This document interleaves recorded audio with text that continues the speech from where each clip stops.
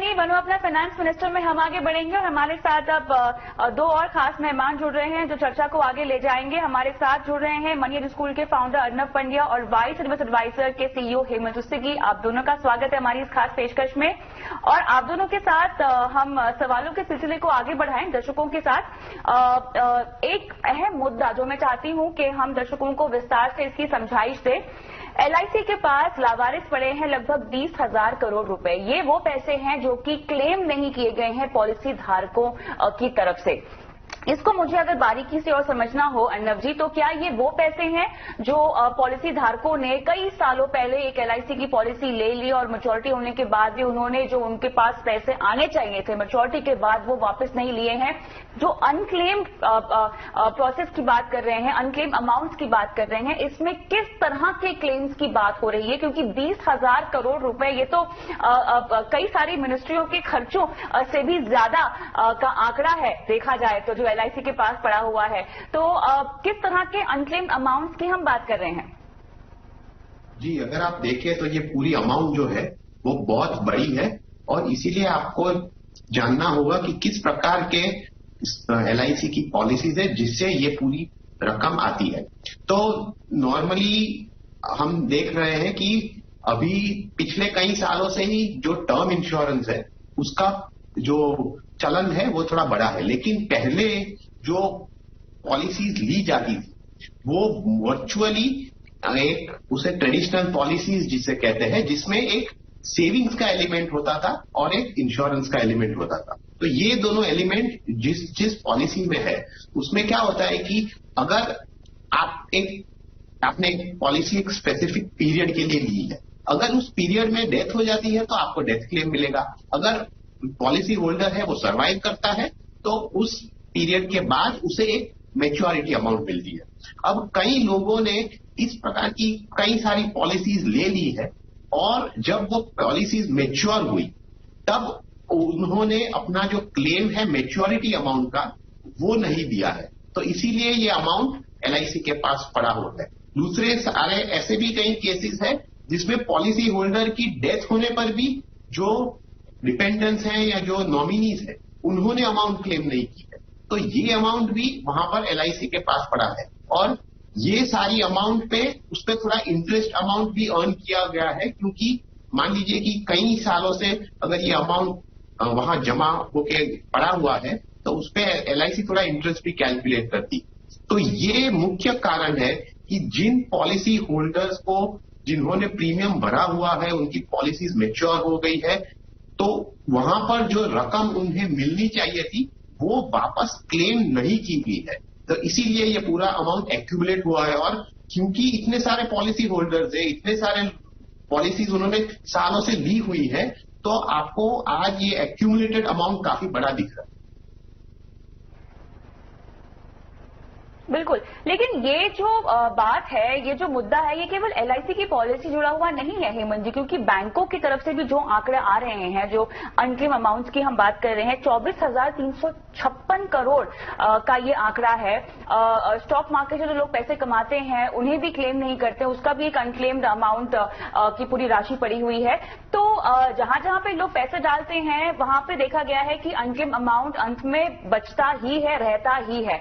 तो अगर LIC policies के अंतिम अमाउंट्स की मैं बात करूं, मैच्योरिटी पर पैसे लेने की बात करूं, तो उसका अब प्रोसेस क्या है? मान लीजिए 20,000 करोड़ रुपए में से किसी का पैसा पड़ा हुआ है जो उनको अब शायद समझ में आया या पता चले कि बचा हुआ है लेना, तो अब वो कैसे इसे ले सके?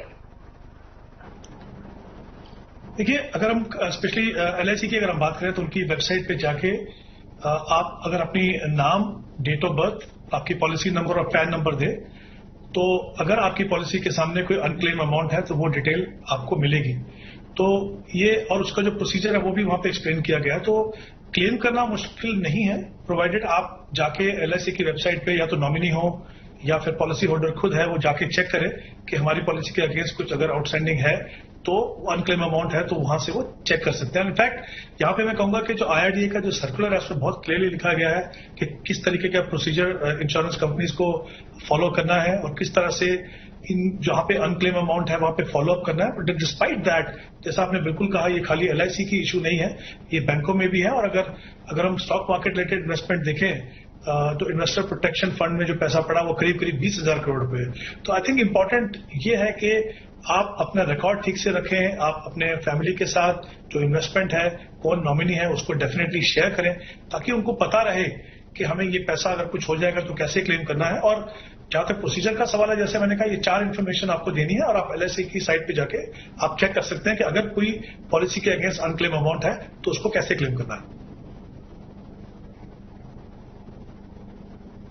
अब प्रॉब्लम यहाँ पर ये है अर्नब जी, मान लेते हैं किसी ने बहुत साल पहले अगर ये पॉलिसी ले रखी है, अब उनके पास कोई दस्तावेज नहीं है, किसी भी तरह का कोई पॉलिसी डॉक्यूमेंट्स नहीं है, ना ही उनको मैच्योरिटी की तारीख पता हो।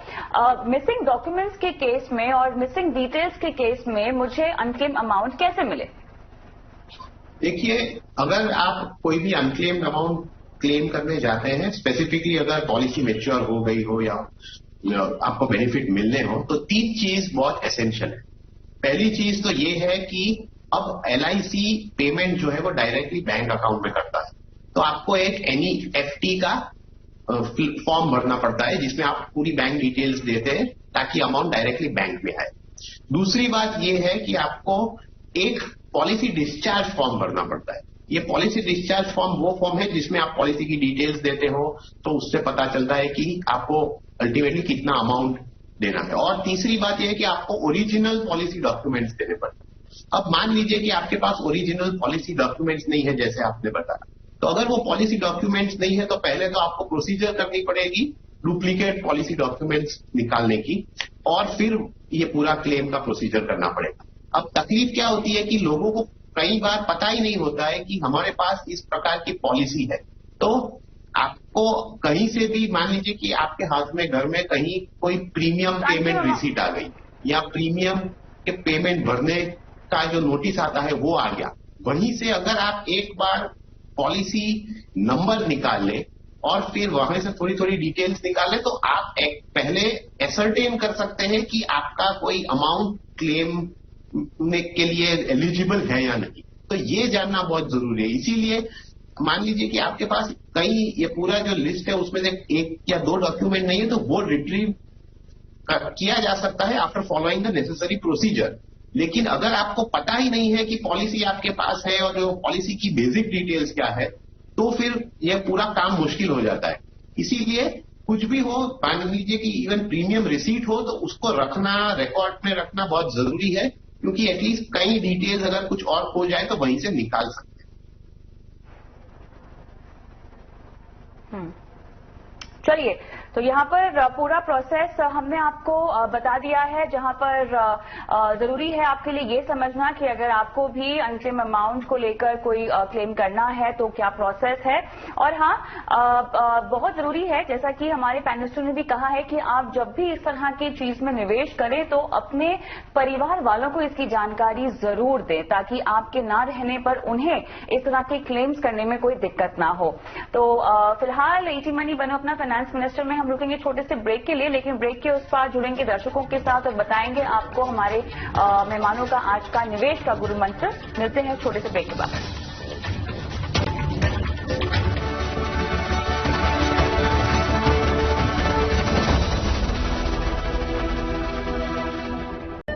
चलिए, आप देख रहे हैं ईटी मनी बनो अपना फाइनेंस मिनिस्टर, जहां पर अब जुड़ेंगे दर्शकों के साथ और लेंगे उनके सवाल।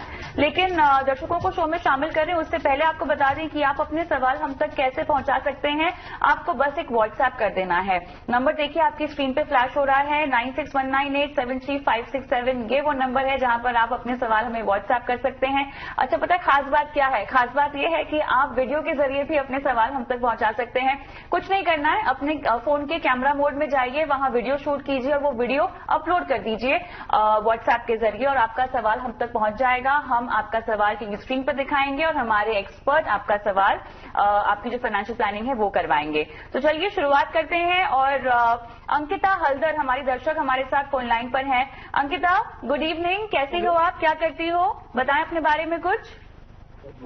हाँ, मैं हाउस वाइफ हूँ एक्चुअली।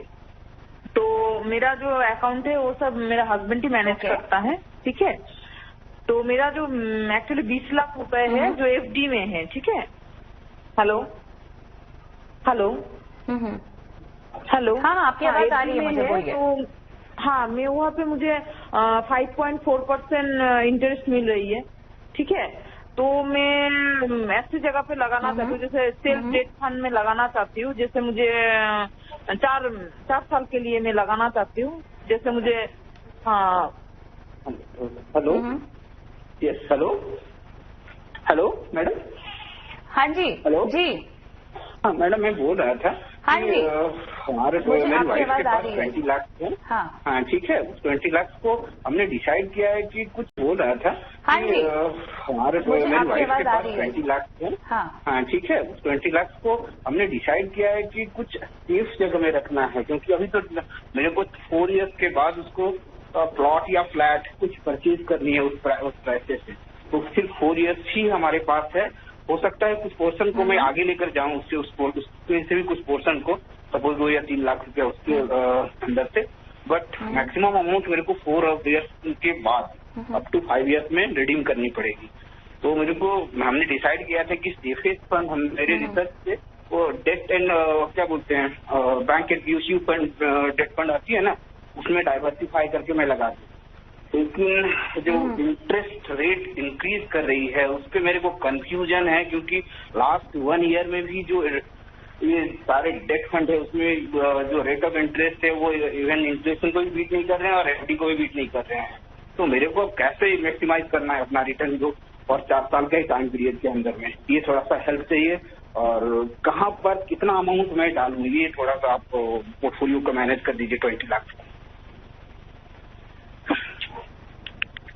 चलिए, थैंक यू, आपने अपना सवाल हमें भेजा है और आपके सवाल के जरिए ये भी समझ में आ रहा है कि आप अपनी वाइफ को भी आर्थिक जागरूकता और वित्तीय साक्षरता जिसको हम कहते हैं उस ओर भी लेके जा रहे हैं।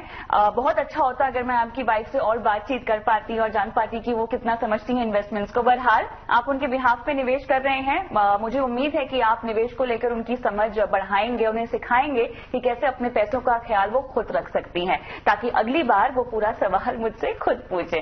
चलिए, आपने सवाल पूछा है, बहुत अहम पहलू है आपके सवाल के, और जो आपने चिंता बताई है, जो भी निवेशक फिलहाल अपने पैसे डेट में डालना चाहते हैं उनके भी जहन में यही सवाल, यही चिंताएं आ रही होंगी।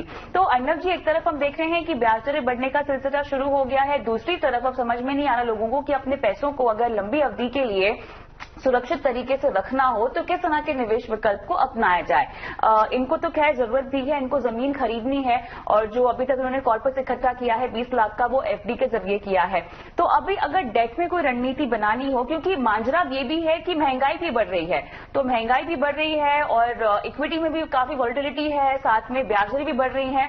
निवेशक अगर अपने पैसों को कहीं कंजर्वेटिवली निवेश करना चाहता है, कुछ सालों के लिए पार्किंग करना चाहता है, तो क्या विकल्प है? देखिए, इनके गोल्स बहुत क्लियर है, क्योंकि उनको 20 लाख 4 साल के लिए इन्वेस्ट करने हैं और सेफ इन्वेस्टमेंट चाहिए, तो रिस्क नहीं लेना। तो in terms of investment goals बहुत क्लियर है, तो आपको पता है कि ये डेट में निवेश करना है। अब डेट में 2 ऑप्शन है जो इनको कंसिडर करना है। एक होता है जो फिक्स्ड रेट ऑफ रिटर्न वाला ऑप्शन, यानी कि फॉर एग्जांपल एफडीज, जहां पर उन्होंने ऑलरेडी पैसा रखा हुआ है।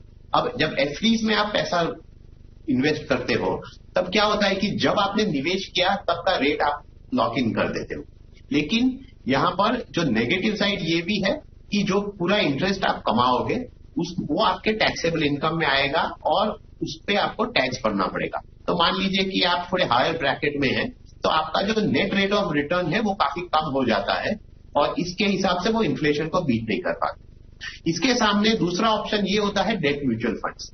डेट म्यूचुअल फंड्स में आपको बेनिफिट ये होता है कि 3 साल के बाद, मान लीजिए आपने 3 साल के लिए कोई इन्वेस्टमेंट होल्ड किया, तो ये लॉन्ग टर्म कैपिटल गेन्स माना जाएगा।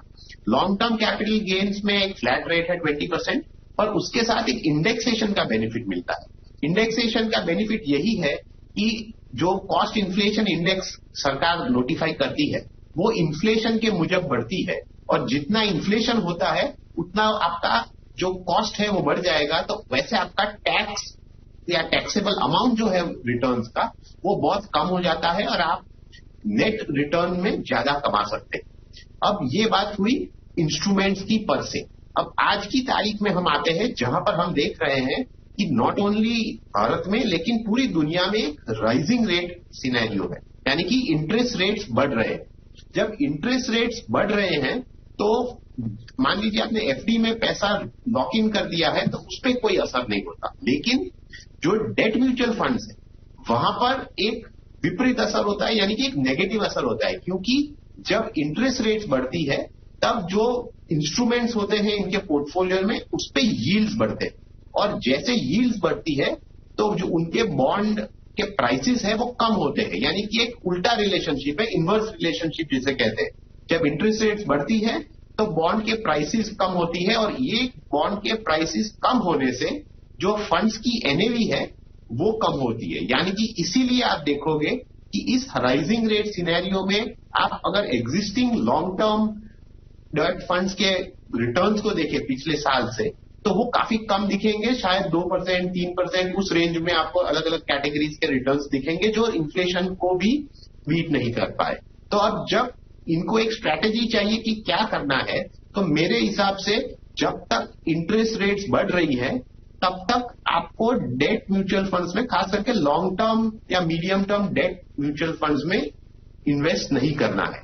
तब तक मान लीजिए कि आप अपनी एग्जिस्टिंग एफडी पे कंटिन्यू रहते हैं तो ठीक है। अगर आपको राइजिंग इंटरेस्ट रेट सिनेरियो में डेट म्यूचुअल फंड्स लेने ही है तो उस राइजिंग इंटरेस्ट रेट की इंपैक्ट कम करने के लिए आपको या तो ultra short term debt funds या आप to some extent dynamic bond funds भी देख सकते हैं। तो ये एक आपके लिए स्ट्रैटेजी होगी कि अगर आपको डेट फंड्स में अभी से आना ही है तो इस प्रकार के फंड्स में जाइए, फिर जैसे इंटरेस्ट रेट गिरना शुरू हो जाए तब आपको लॉन्ग टर्म डेट फंड्स में जाना चाहिए, ताकि तब आपका रिटर्न्स बढ़ सके। लेकिन जब तक रेट्स बढ़ रही है आपको इस प्रकार के लॉन्ग टर्म डेट फंड से दूर रहना चाहिए। तो आप इनको फंड्स के नाम बताएंगे जिसमें ये पैसे पार्क इन कर सकते हैं अर्नब जी? जी, अगर इनको ultra short term debt funds की तरफ मुड़ना है तो वहां पर आईसीआईसीआई का ultra short term date fund और आदित्य बिरला सन लाइफ का सेविंग्स फंड जो है वो अच्छे फंड है, वहां पर वो कर सकते हैं। अगर इनको डायनामिक बॉन्ड फंड्स की तरफ मुड़ना है तो वहां पर कोटक डायनामिक बॉन्ड फंड एक अच्छा फंड है, एचडीएफसी का डायनामिक बॉन्ड फंड भी अच्छा है, तो ये फंड्स वो उसमें डाल सकते हैं। लेकिन आपको ये ध्यान में रखना होगा कि इसमें भी थोड़ी इंपैक्ट आएगी, क्योंकि रेट्स अगर बहुत बढ़ती है तो इसके रिटर्न्स पे भी थोड़ा इंपैक्ट आएगा, लेकिन लॉन्ग टर्म डेट फंड से कम आएगा। और दूसरी बात यह है कि आप पूरा का पूरा अमाउंट एफडी से निकाल के सभी कुछ यहां मत डालिए, थोड़ा एफडी में भी रखिए, क्योंकि वो भी स्टेबिलिटी देगा। ऑलराइट, चलिए उम्मीद करते हैं कि आपको सवाल का जवाब मिल गया हो, लेकिन झटपट बहुत दर्शक हैं जो सवाल पूछना चाहते हैं और आगे बढ़ते हैं। और हेमंत जी के लिए सवाल पूछना चाहते हैं चरणजीत सिंह। नमस्कार सर, धन्यवाद अपना सवाल आपने हमें भेजा, और आपका सवाल हम पिछली बार भी नहीं ले पाए, उसके लिए माफी, लेकिन चलिए आज आपको शामिल कर लिया शो में। बताएं सर, कैसे आपकी सहायता की जाए? मैं चाहता हूँ कि मैं अगर लमसम कोई अमाउंट इन्वेस्ट करूँ अप्रोक्सीमेट 3,60,000 एक शॉट में, तो 3,000 रुपये महीना विड्रॉ करना चाहूँ, क्या पॉसिबल है फॉर 10 years? हेलो, बिल्कुल। और कोई सवाल आपका? जी जी। या तो फिर कितनी अमाउंट इन्वेस्ट की जाए, या कोई यूलिप में या म्यूचुअल फंड में, ताकि 10 साल बाद मुझे कंटिन्यूसली हर महीने मिलता जाए और जो अमाउंट मेरी होगी वो भी बढ़ जाए। ठीक है, 3,60,000 है ना जो आपको लमसम निवेश करने हैं सर? जी जी। चलिए हेमंत जी, मौजूदा बाजार की स्थिति में एक मुश्त निवेश करना क्या सही होगा? और दूसरा, एसडब्ल्यूपी की रणनीति इनको क्लियरली अपनानी चाहिए, लेकिन कब से ये अपना सकते हैं? क्योंकि 10 साल तक का इनका नजरिया है कि इनको एक रेगुलर इनकम मिलती रहे। देखिए कविता, यहाँ पे इन्होंने कहा कि 3,60,000 रुपए इनको इन्वेस्ट करने हैं और हर महीने इनको करीब 3,000 निकालने हैं। तो ये बात कर रहे हैं विड्रॉल की ऑलमोस्ट 36,000, जो जितना जो इन्वेस्टमेंट है उसका ऑलमोस्ट 10% है। देखिए दो चीजें, एक तो आपने कहा कि इस मार्केट कंडीशन में ये पैसा एक मुश्त डालना ठीक होगा कि नहीं, क्योंकि यहाँ पे पर्पस जो है मेनली जो है इनकम जनरेशन है और कुछ ग्रोथ है। तो जाहिर सी बात है कि आप equity as an investment option नहीं देख रहे हो, तो कहीं ना कहीं आपको हाइब्रिड फंड जैसे बैलेंस एडवांटेज फंड, जिसको डायनेमिक एसेट एलोकेशन फंड कहा जाता है, उस तरह के फंड एट बेस्ट आप वही देख सकते हो, क्योंकि उसके ज्यादा मुझे लगता है फिर काफी रिस्क होगा, क्योंकि पैसा भी वहां से निकल रहा है। दूसरा, ये अगर हम देखें कि बैलेंस एडवांटेज में अगर इनको 9 से 10% का भी रिटर्न मिलता है, average return over a period of time, और उतनी ही इनकी जो विड्रॉल है वहां पे, और ऐसा भी होगा कि मार्केट में जब वॉलेटिलिटी होगी, क्योंकि कुछ पोर्शन जो है करीब 40% यहाँ पे इक्विटी में होगा, तो उसका असर जो है कुछ सालों में परफॉर्मेंस के ऊपर भी पड़ेगा। जो हालांकि मुझे लगता है कि लॉन्ग टर्म में जो एवरेज रिटर्न है वो ठीक हो जाएगा, लेकिन कुछ सालों में डेफिनेटली पोर्टफोलियो के ऊपर थोड़ा प्रेशर रह सकता है। तो क्योंकि 10% विड्रॉ कर रहे हैं स्टार्टिंग से, मुझे लगता है कि ग्रोथ मिलना शायद थोड़ा मुश्किल होगा, बहुत ज्यादा ग्रोथ नहीं मिल पाएगी यहाँ पे। हाँ, लेकिन विड्रॉल जो है डेफिनेटली अगर ये करना चाहें, अगर टैक्स एफिशिएंट तरीके से करना चाहें, एक्चुअली देखा जाए तो सही तरीका ये होगा अगर ये 1 साल इस पोर्टफोलियो को दे दें, उसके बाद से शुरू करें, तो वो जो इन्वेस्टमेंट है जो 1 साल हो जाएगा, फिर वो लॉन्ग टर्म कैपिटल गेन बन जाएगा।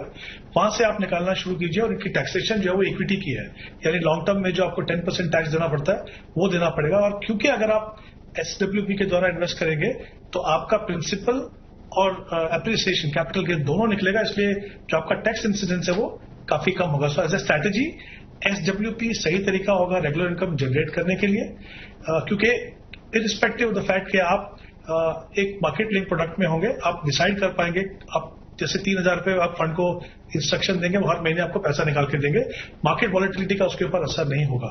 लेकिन जैसा मैंने कहा, बहुत रिस्की पोर्टफोलियो मत बनाइए, बैलेंस एडवांटेज फंड में इन्वेस्ट कीजिए। 2 बैलेंस एडवांटेज फंड में आपको रिकमेंड कर सकता हूं, जैसे कोटक बैलेंस एडवांटेज है और निप्पॉन बैलेंस एडवांटेज है। इनमें या एक फंड में भी आप लगाएंगे तो भी ठीक रहेगा। इन दोनों में से कोई फंड आप ले लीजिए, और बहुत ज्यादा एग्रेसिव मत बनाइए, पर बहुत ज्यादा ग्रोथ की उम्मीद भी मत रखिए।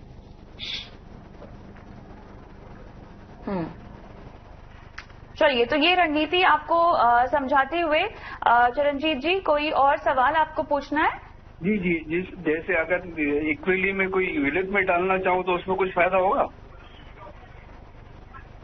देखिए आपका नहीं, आपको यूलिप पे अपने पैसे क्यों फंसाने हैं? जी पॉर्डन, हेमंत जी बोलिए। जी देखिए, यूलिप में आप लॉक इन में जाएंगे, आपका जो पर्पस है वो आपको चाहिए फ्लेक्सिबिलिटी, आप चाहते हैं कि पैसा विड्रॉल हो हर महीने, तो मुझे नहीं लगता यूलिप आपके लिए एक ऑप्शन है। म्यूचुअल फंड में जैसा मैंने कहा, आपको जो डायनेमिकली जो मैनेज एसेट एलोकेशन फंड है, जिनको बैलेंस एडवांटेज फंड बोलते हैं, उसमें देखिए रिटर्न भी डिसेंट है, बट क्योंकि आपका विड्रॉल जो है परसेंटेज काफी हाई है, तो आपको आपकी एक्सपेक्टेशन उसी हिसाब से थोड़ी रीजनेबल रखनी होगी।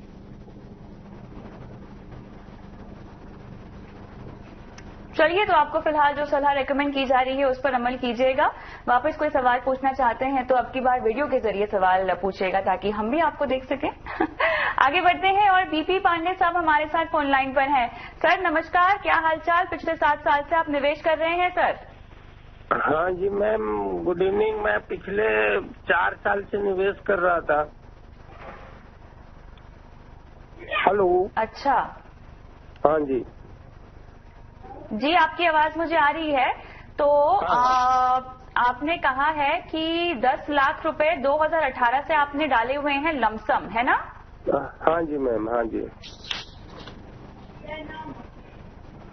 तो ये अभी पूरे 10 लाख बढ़ गए हैं, खत्म हो गए हैं? नहीं, बच गए, खत्म हो गए मतलब आपने पूरे निवेशित कर दिए 10 लाख रुपए? हाँ, पूरे निवेश नहीं हुए ना अब तक? हाँ जी, पूरा मेरा इन्वेस्ट है 10 का 10। सर ये 10 लाख रुपए के अतिरिक्त आपकी एसआईपी चल रही है? हाँ जी मैम। चलिए अर्नब जी, फंड्स को कम किया जा सकता है?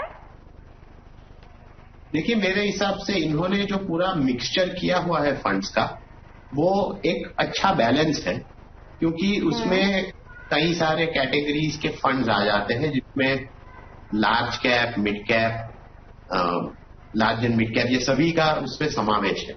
तो इनके मेरे हिसाब से इनका फंड सिलेक्शन में आज की तारीख में कोई तकलीफ नहीं है।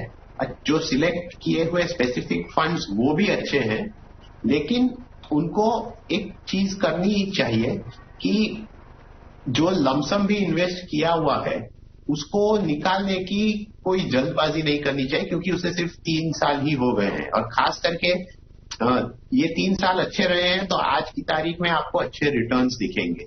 लेकिन अब जो मान लीजिए अगले साल 2 साल शायद एक चैलेंजिंग टाइम रहे, तब सडनली आपको दिखेगा कि आपका जो ओवरऑल रिटर्न भी है वो कंप्रेस हो रहा है और वो शायद बहुत अच्छा न दिखे। तो इस समय में आपको जो निवेश करना किया हुआ है वो वहां पर डटे रहना है, और वो अपना निवेश को इस तरह से जल्दबाजी में निकालना नहीं है। ये एक इम्पोर्टेंट चीज है। दूसरी बात ये है कि अगर जाके इनके पास आगे और थोड़ा पैसा आता है तो ये एग्जिस्टिंग फंड्स में तो जो जा रहा है वो अच्छा है, क्योंकि एक लमसम भी गया हुआ है, एसआईपी भी जा रही है। तो आगे जाते हुए जो एक फंड अगर उनको नया पैसा निवेश करना है तो वो एक फोकस्ड फंड में कर सकते हैं, क्योंकि वो इनके पूरे पोर्टफोलियो का जो मिक्सचर है फंड्स को उसको कॉम्प्लीमेंट करेगा। तो मेरे हिसाब से सिर्फ इतना ही ध्यान रखना है, लेकिन आज की तारीख में जो चल रहा है वो अच्छी तरह से चल रहा है, उसे चलने दीजिए।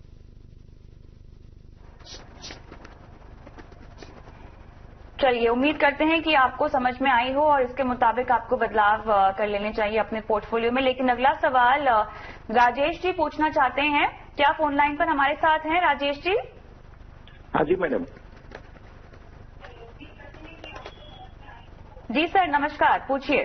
हाँ नमस्कार। नमस्कार मैडम, मैं 59 साल का हूँ और मुझे लमसम 20 लाख रुपया इन्वेस्ट करना है, और मेरा पर्पज है मुझे मंथली रेगुलर इनकम भी चाहिए और कैपिटल एप्रिसिएशन भी चाहिए। तो मैं कहाँ पे इन्वेस्ट करूँ? सर, आपको मंथली इनकम कितनी चाहिए होगी? करीबन 10,000 रुपया। और मैडम मेरा अभी जॉब कर रहा हूँ तो मेरा थोड़ा सैलरी भी आ रहा है 15,000 रुपया, लेकिन अगर फिजिकली फिट ना रहूं तो मेरा ये भी सैलरी भी बंद हो जाएगा। तो मुझे इसी तरह कॉम्बिनेशन चाहिए कि मेरी मंथली रेगुलर इनकम भी चालू रहे और कोई दिक्कत ना है, और थोड़ा कैपिटल एप्रिसिएशन भी हो। तो आप ये जो 10,000 रुपए हर महीना चाहते हैं रिटायर होने के बाद, वो कितने सालों तक वो फिर मतलब ताउम्र आपको चाहिए होगा?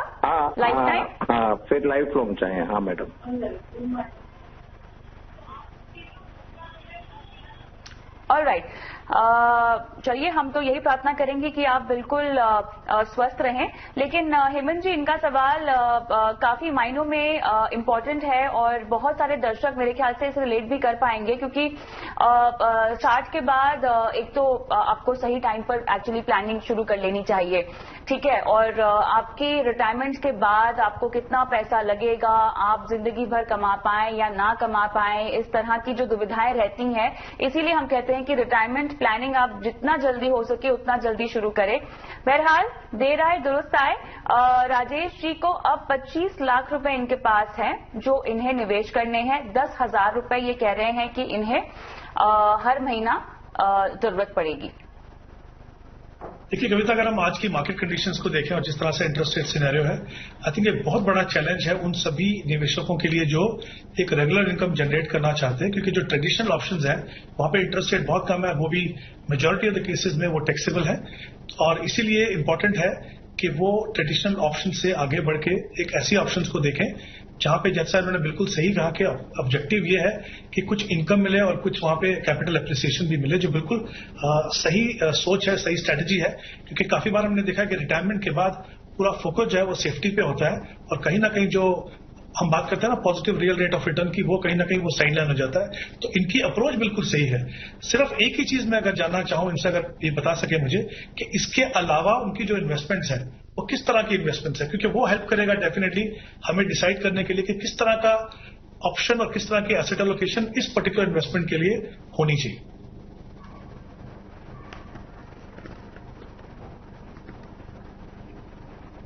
ऑलराइट, तो आप इनको क्या रणनीति अपनाने की सलाह देंगे हेमंत जी? देखिए, अगर मैं इसको इंडिपेंडेंट देखूं कविता, अगर मैं बाकी इन्वेस्टमेंट को नहीं देखूं, तो जैसा मैंने पहले भी कहा कि जो डायनेमिकली एसेट एलोकेशन फंड्स हैं, बैलेंस एडवांटेज फंड, मुझे लगता है वो इनके लिए बहुत ही अच्छी ऑप्शन है। इन्होंने कहा कि करीब इनको 10,000 रुपये महीने का चाहिए, तो करीब 1,20,000 एक साल का निकलेगा। उनकी जो इन्वेस्टमेंट है वो है 25 लाख की, तो तकरीबन 5% के करीब ये विड्रॉल करेंगे वहां से। और ये जो बैलेंस एडवांटेज फंड है, over a period of time average definitely 9% का रिटर्न इनको दे सकते हैं। और जैसा मैंने पहले भी कहा शो में, थोड़ी वॉलेटिलिटी हो सकती है, बट इसमें डेफिनेटली इतना पोटेंशियल है कि उतनी रिटर्न दे। तो इससे क्या होगा कि आप जो निकाल रहे हैं वो 5% है, एप्रिसिएशन जो मिल रहा है आपका 9% है, तो डेफिनेटली जितने समय तक चाहेंगे आप वो निकाल पाएंगे और उसमें कैपिटल एप्रिसिएशन भी इनको मिलता रहेगा। तो ये मुझे लगता है वो स्ट्रेटेजी बिल्कुल सही है। और अगर इनको जरूरत है, जैसे मैंने पहले भी कहा, 1 या 2 साल के बाद, तो डेफिनेटली वो एक अच्छी स्ट्रेटेजी रहेगी, क्योंकि तब तक जो है इनके जो कैपिटल गेन्स हैं वो लॉन्ग टर्म बन चुके होंगे। 2 या 3 फंड मैं इनको रिकमेंड कर रहा हूं। 2 फंड मैंने ऑलरेडी कहा था पहले, उसमें एक फंड और है IDFC balance advantage fund, Kotak balance advantage fund और निप्पॉन बैलेंस एडवांटेज फंड। ये तीनों फंड जो है इस कैटेगरी के काफी अच्छे फंड्स हैं। इसमें 2 फंड्स ले लें या तीनों फंड में भी इन्वेस्ट करना चाहें तो कर सकते हैं।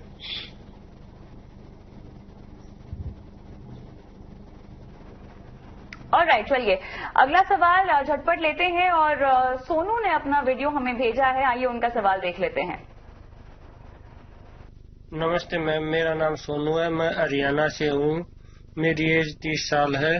मुझे म्यूचुअल फंड की थोड़ी सी नॉलेज नहीं है। मैं बस 2 महीने से आपका चैनल देख रहा हूँ, इसलिए मुझे कम रिस्क पर 25 साल बाद 2 करोड़ चाहिए बच्चे की एजुकेशन और मैरिज के लिए। इसलिए आपसे रिक्वेस्ट है कि मेरा पोर्टफोलियो क्या होगा, उसमें SIP कितने की इन्वेस्ट होगी और उस पर मुझे कितना इंटरेस्ट मिलेगा, और क्या मेरा पोर्टफोलियो बनने के बाद मैं मेरी SIP ग्रो ऐप से इन्वेस्ट कर सकता हूँ क्या? धन्यवाद। चलिए अर्णव जी, बहुत बहुत शुक्रिया सबसे पहले सोनू अपना सवाल हमें भेजने के लिए। आपने वीडियो के जरिए सवाल भेजा है, बहुत बहुत धन्यवाद। बाकी दर्शक भी ऐसे कर सकते हैं, बस आपको व्हाट्सएप करना है अपना सवाल वीडियो के जरिए हमें। अर्णव जी, समय कम है, लेकिन इनको चाहिए 2 करोड़ 25 साल में कितना निवेश करना होगा? शुरुआत कर देंगे अपने इन्वेस्टमेंट जर्नी की, किस तरह के फंड्स डालें और कितना निवेश करें? इनके जो रिक्वायरमेंट है वो 2 करोड़ की है, लेकिन साल बहुत लंबे हैं, यानी कि 25 साल है, तो समय काफी है। तो मेरे हिसाब से इनको अगर ये मंथली 11,000 का निवेश करते हैं और ये कंपाउंडेड 12% पर भी ग्रो करता है, तो इनका टारगेट अचीव हो जाएगा। तो यही इनका टारगेट होगा कि इतना मुझे निवेश करना है। दूसरी बात ये है कि अगर हम देखें तो उनको एक अच्छा इक्विटी का पोर्टफोलियो बनाना चाहिए, क्योंकि उनके पास टाइम बहुत लंबा है। तो इसमें प्योर इक्विटी का एक पोर्टफोलियो बनाए तो वो उनके लिए अच्छा होगा। और तीसरी बात कि इक्विटी के पोर्टफोलियो में क्या क्या शामिल करें, तो मेरे हिसाब से across a range of funds, जहां पर लार्ज, मिड, स्मॉल और फ्लेक्सी कैप ये सभी फंड आ सकते हैं। तो मेरे हिसाब से अगर आप देखें तो मिराई एसेट का लार्ज कैप, कैनेरा रोबेको का इमर्जिंग इक्विटीज फंड, UTI का फ्लेक्सी कैप, कोटक का इमर्जिंग इक्विटी फंड और एक्सिस का स्मॉल कैप, अगर इस प्रकार का एक पोर्टफोलियो बना दें तो अक्रॉस मार्केट कैप्स भी अच्छा डिस्ट्रीब्यूशन हो जाएगा और स्टेबिलिटी आएगी, और ये लॉन्ग टर्म ग्रोथ के लिए पोर्टफोलियो सही होगा। और उसको रेगुलरली रिव्यू करते हैं।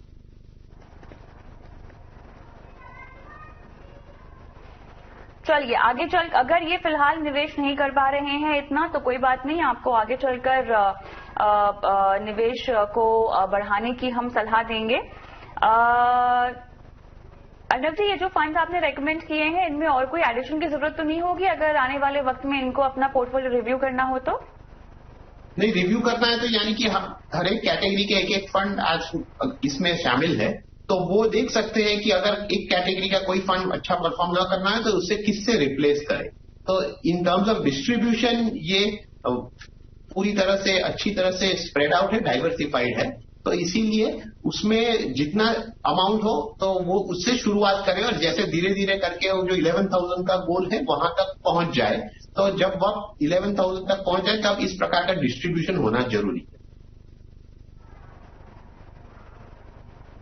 ऑलराइट, चलिए सवालों को इस सिलसिले को हमें यहीं पर रोकना होगा क्योंकि अब वक्त आ गया है निवेश के गुरु मंत्र जानने का।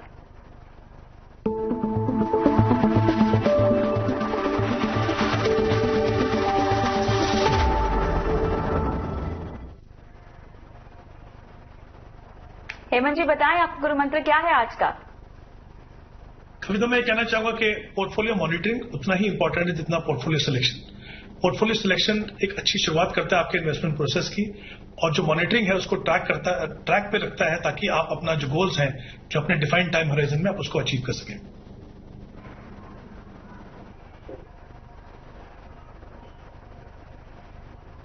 अर्नब जी, आपका गुरु मंत्र? मेरे हिसाब से कोई भी निवेशक हो, कोई भी निवेश किया हुआ हो तो उसका रिकॉर्ड अच्छी तरह से रखे, क्योंकि कभी न कभी इसकी जरूरत पड़ेगी। तो इसमें एक बार सिर्फ निवेश करना ही एंड ऑफ द मैटर नहीं है। रिकॉर्ड अच्छी तरह से रखिए और फिर अपने निवेश के बारे में थोड़ा ध्यान भी दीजिए कि उसकी क्या स्थिति है और क्या परफॉर्मेंस है, ताकि जो भी एक्शन चाहे वो आप ले सकें। चलिए, बहुत बहुत धन्यवाद आप दोनों का खास पेशकश में आज शामिल होने के लिए मेरे साथ। और मुझे भी इजाजत दीजिए, लेकिन आपको बता दें कि आप इस शो में अपने सवाल हम तक पहुंचा सकते हैं। आपको बस अपने सवाल हमें व्हाट्सएप करने हैं। नंबर आपकी स्क्रीन पे फ्लैश हो रहा है। आप चाहें तो अपने सवाल हमें वीडियो के जरिए भी पूछ सकते हैं। 9619873567 ये वो नंबर है जहां पर आपको अपना सवाल, अपनी जो वीडियो है सवाल वाली, वो अपलोड कर देनी है।